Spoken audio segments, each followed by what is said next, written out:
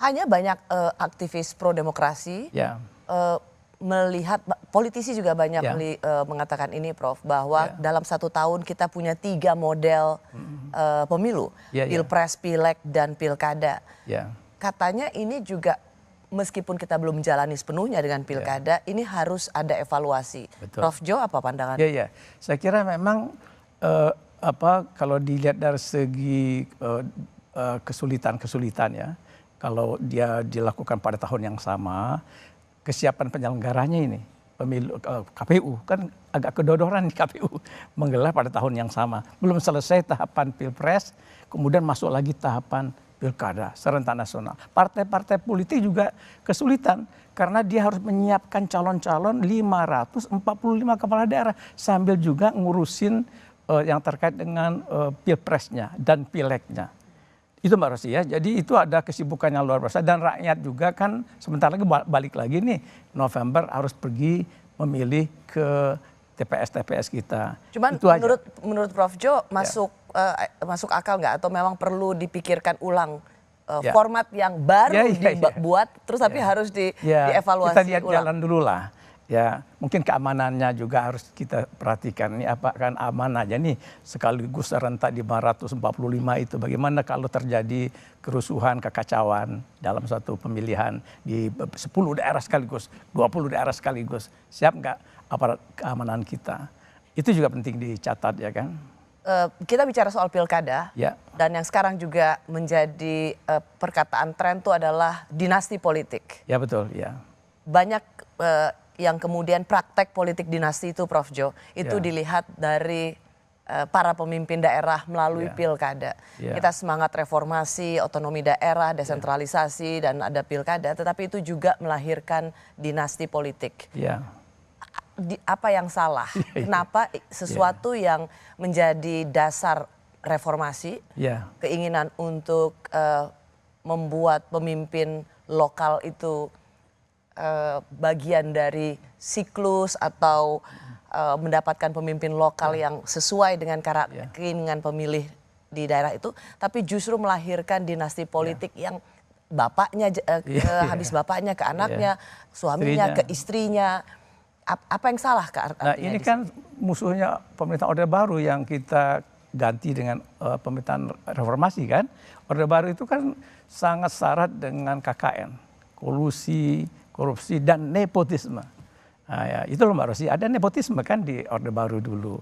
Lalu kita mengharapkan reformasi menghilangkan nepotisme itu. Nah ternyata ketika kita menyelenggarakan demokrasi di mana kesiapan masyarakat, saya melihat lebih kepada kesiapan masyarakat kita. Masyarakat kita kesiapan tingkat pendidikannya, kesiapan tingkat ekonominya. Jadi masyarakat itu dengan 100.000, 200.000 bisa saja kemudian memberikan suaranya berdasarkan NPWP itu, nomor piro, wani piro kan, politik uang. Kedua, elit kita di tingkat lokal, elit kita di tingkat lokal juga menggunakan ini. Iya, jadi siapa yang menjadi kepala daerah, kemudian dia menjadi ketua partai di daerah itu, lalu ketika sudah dia 2 periode, dia ingin kebijakannya itu jangan diubah oleh kepala daerah yang bukan kelompoknya atau saudaranya, kerabatnya, maka itu juga memicu untuk mendorong istri, anak, menantu, ipar, ponakan. Jadi Prof, ini harga yang harus dibayar dari otonomi daerah. Jadi harus ada penguatan pendidikan rakyat, penguatan ekonomi rakyat. Jadi kita mengadopsi model 1 person 1 vote ini kan sangat maju, ya. Sementara masyarakat kan masih di bawah itu paternalistik loh Mbak Rosi. Ya kan, apa kata Bapak? Ya kan, lebih suka begitu. Jadi bapaknya bupati, lalu kemudian ketika dia istrinya maju atau anaknya maju, maka masyarakat yang menjadi patron dari bapaknya itu akan memilih pilihan bapaknya juga.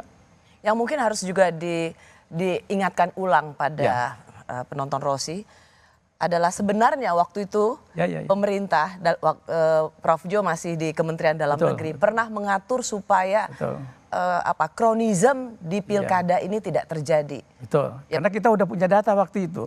Zaman 2012 ada 66 orang kepala daerah dan wakil yang terafiliasi menerapkan politik dinasti atau politik kerabatan. Bapaknya ke anaknya, suaminya ke kita istrinya. catat itu sama dengan 11% dari jumlah daerah otonom kita. Nah itu udah warning kan? Waktu bikin undang-undang tentang pilkada, kita sebut dan ingatkan data ini kepada kawan-kawan di Senayan, di DPR RI, Komisi 2, dan mereka kemudian juga melihat hal yang sama. Dan sepakat sudah. Jadi kesepakatan politik waktu itu clear ya? Clear. Bahwa waktu itu selama masa periode ayah atau ibu atau siapapun yang masih memiliki kerabatan, maka tidak boleh ada yang terkait dengan kekeluargaan, kekerabatan ikut maju. Pada waktu itu. Jadi harus jedah dulu satu periode. Itu namanya cutting off. Jadi kalau misalnya saya punya anak atau istri mau maju, saya di periode kedua, saya masih memegang jabatan, belum boleh dia mendaftar di KPU, karena syarat mendaftar di KPU, dia harus jedah dulu sampai satu periode setelah habis masa jabatan kerabatnya. Nah, maka waktu 5 tahun itulah yang dia kemudian boleh maju lagi tanpa ada kerabatnya di dalam kekuasaan. Yang sedang memegang kekuasaan. Itu dia. Sayangnya undang-undang pilkada yang juga mengatur soal nepotisme ini atau kekerabatan ketika anak atau keluarga ikut pilkada saat keluarganya berkuasa itu dibatalkan oleh Mahkamah Konstitusi. Betul, kita agak kecewa itu dengan Mahkamah Konstitusi waktu itu. Karena alasannya yang menggugat ini juga kelompok dinastiwan, saya bilang begitu ya kan. Kalau nggak salah itu adalah anak Bupati Goa. Ya Bupati Goa itu adiknya Syahrul Yassin Limpo. Nah anaknya itu akan maju, namanya Iksan ya Bupati Goanya itu. Saya masih udah meninggal almarhum, punya anak. Lalu anaknya itu anggota DPRD. Nah, mau gantikan bapaknya sebagai Bupati Goa. Dia merasa dirugikan ketika ini diatur di... Dan dikabulkan oleh MK karena dianggap pelanggaran hak asasi manusia.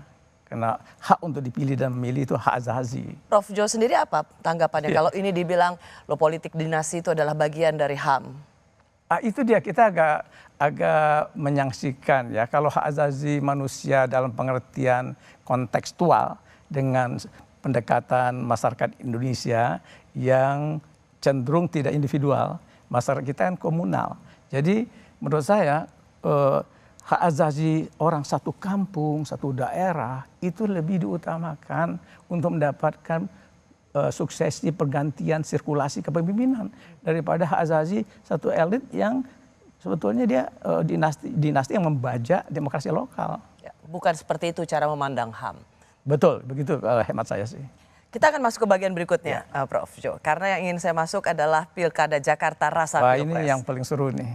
Meski direncanakan Jakarta bukan ibu kota negara lagi, tapi Pilkada Jakarta tetap jadi sorotan karena bisa jadi batu loncatan menuju Pilpres 5 tahun ke depan. Siapa lawan sepadan Anies Baswedan?